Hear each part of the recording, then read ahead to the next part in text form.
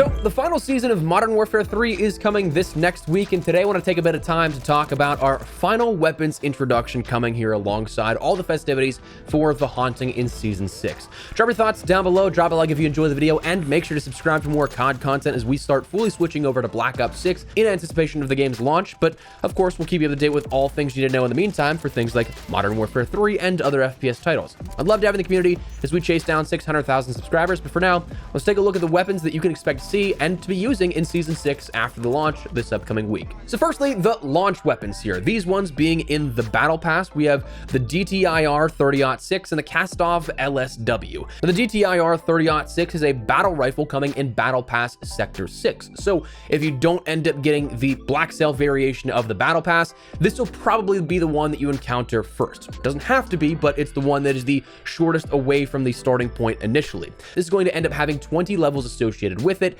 and has a Battle Pass blueprint, as always, around Sector 20 here at this. But it's described as eliminate long-range threats with this slow-firing and hard-hitting battle rifle chambered in 30-06. Steady and powerful, this battle rifle works wonders in the hands of a skilled operator. Its slow fire rate helps you conserve ammo and stay on target, inflicting heavy damage with each shot. Its strong base model gives you plenty of control when building the weapon out in Gunsmith. Throw on a scope to keep enemies at a distance, bulk up its ammo reserves with a larger magazine, and improve its handling speeds with an assortment of ergonomic designs. Now, this is meant to be a modernized version of the BAR, the real-life counterpart of the H-Car. As we've seen time and time again, Sledgehammer has an affinity for bringing back some of their classic weapons in prior games, the BAR absolutely being one of those, especially within Vanguard. It's slower firing, but killer damage, and I'm kind of hoping this plays just like it did in Vanguard, because the BAR in that game was not only just fun to use, but it was stupidly powerful. Like, it was an absolute menace in Warzone as well. I don't know about you guys, but I remember that overwhelming meta when it was like a 3-shot BAR build or something like that, where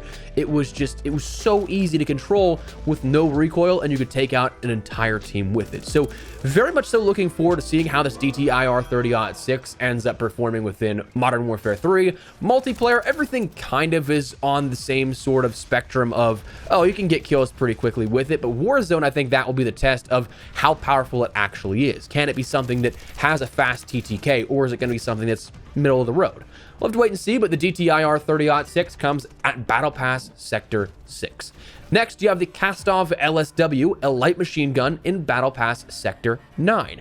This will come along with 18 levels and a Battle Pass blueprint at Sector 14.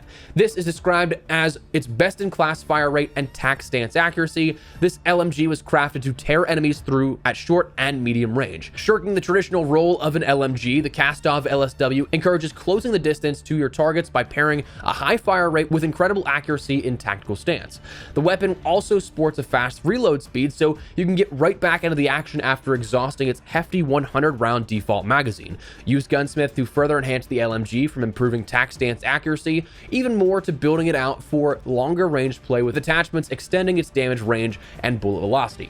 So that just seems like a very interesting one, we'll say here at this. A best-in-class fire rate paired with the damage of an LMG seems like a recipe for a meta weapon, absolutely. Historically, we've seen so many LMGs being favored, and if this has anything like the range or control of a rifle even, with a high rate of fire, it's about to be game over.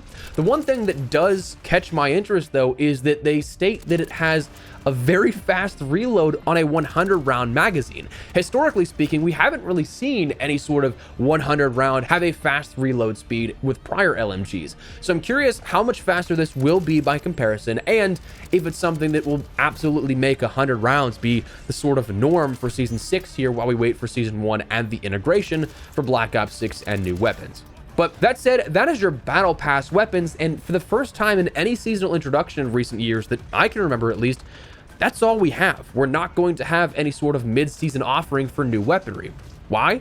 Well, Black Ops 6 is upcoming. The way the season has worked out, this appears to be a shorter season, the shortest season that we've seen in COD since the introduction of the seasonal system, but it's detailed that the Mastery camo for the seasonal completion is only 4 weeks to obtain rather than the normal 8. So it sure seems like the week before Black Ops 6, everything looks to be going by the wayside for support. You have those 4 weeks of supported, then 1 off week leading up to the Black Ops 6 launch, and then you're probably on to the next thing here at this. Like, it makes sense. A seasonal update the literal week before a new game launch is kind of pointless for a lot of people, but it's also just odd that we won't see anything added in the mid-season update for the first time. But that said, as we've talked about before, even though those are the only 2 weapons coming in the Battle Pass, they're not the only things that will functionally act like new weapons, because aftermarket parts are going to be coming with this season as well. And it seems like they're all going to be coming in the weekly challenge system, with the 4th week of this sort of designated week of the season likely being a blueprint as we've seen the last few seasons. So we'll get new aftermarket parts for those weapons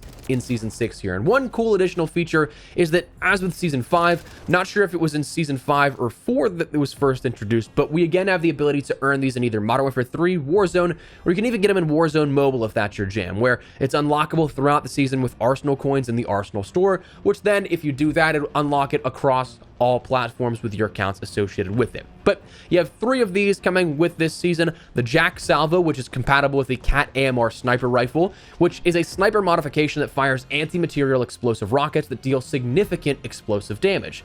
So this, I immediately come back to a secondary version of the aftermarket parts, where this again feels like the NA45 from Advanced Warfare. I think that it was the Volk kit for the KV inhibitor, but that one was prior, we talked about it, where it shot double the shots, not an explosive round, but this one does do the explosive rounds in place of the double shots. So you kind of had like the NA45 split into 2 aftermarket parts here in Modern Warfare 3, which is pretty cool. A lot of these aftermarket parts to date, and as you'll see with the next 2, have been kind of throwback Easter eggs to other weapons. And the NA45, man, what a weapon. I feel like that Advanced Warfare sniper was a weapon that was really cool, but not many people really remember it off firsthand. Like, if you were to say, hey, name 3 sniper rifles from Call of Duty, you probably wouldn't list the NA45 first. But anyways, the Jack Voltstorm is the next one, where this is going to be a compatibility attachment for the Storm Ender launcher. Described as high voltage electricity is cycled through copper coils and discharged in a lethal bolt capable of hitting multiple targets. This one, it kind of sounds like it could be 2 things. Either the EM1 from Advanced Warfare or the Tempest from Black Ops 3. The Tempest, I think, would make so much sense from a design perspective. The base of the weapon is a similar build size, but I really think it comes down to if it's a sustained fire or a large singular blast, how this operates.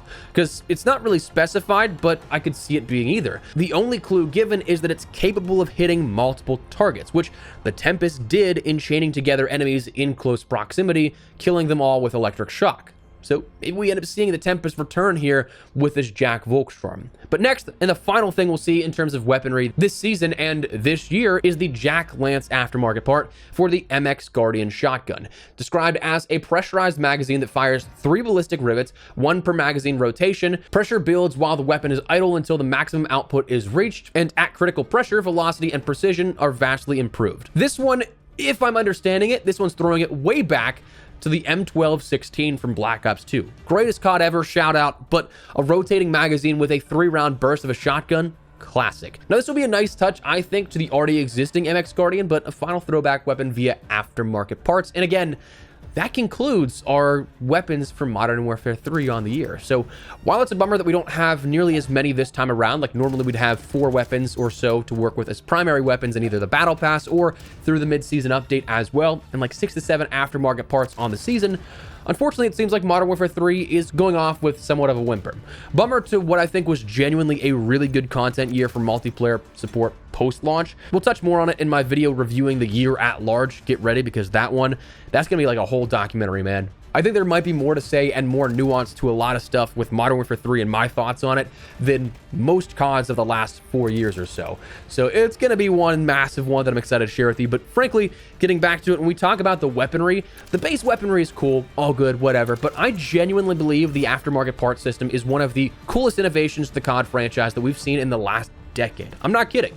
I don't know that that's a hot topic or not, but I think aftermarket parts were such a cool way to keep content flowing and to introduce new weapons that weren't new weapons per se. Like, yeah, they're just attachments and save a hell of a lot of dev time compared to making a new whole functional weapon, but like, it functionally turned them into a new weapon. You see it here out of just these 3 already to date, and the like 50 plus that we've seen throughout the post-launch year of support. The weapons we just rattled off are all classic weapons being brought back in singular attachments. That's happened so many times this year, which I think is so cool. Classic weapons as attachments, and the way they were introduced, man, someone who has for years been like, give us something to do that's actually worthwhile, that makes us want to come back and play the game organically. Don't just dangle the carrot of like a new rank or something like that in front of us. This is a genuine and a new, unique way to do that. So huge props to Sledge on everything for these. I genuinely love the system, and while I don't believe they're returning for Black Ops 6, I would love for them to be. But anyways, that's the new weaponry within Season 6 here upcoming. The final weapon additions within Modern Warfare 3 for the year. Still feels weird that we're already done with the year. Like, I'm excited for what's next, but it does feel like this year kind of flew by. But that is where we're going to wrap it up. So let me know your thoughts down below. What do you guys think of the weaponry on offer here? Do you like the offering for a shortened 4-week period? Do you think it's enough for those 4 weeks? Not so much. Whatever the case, drop your thoughts down below. If you guys enjoyed the video, you found it at all insightful, do me a favor and drop a like on it. And if you're new to the channel, make sure you subscribe to miss a single thing regarding all things Modern Warfare 3, Black Ops 6 upcoming, and other FPS content. I'd love to have you in the community. But for now, thanks so much for watching. My name is Espresso. I'll see you later. Take care and peace.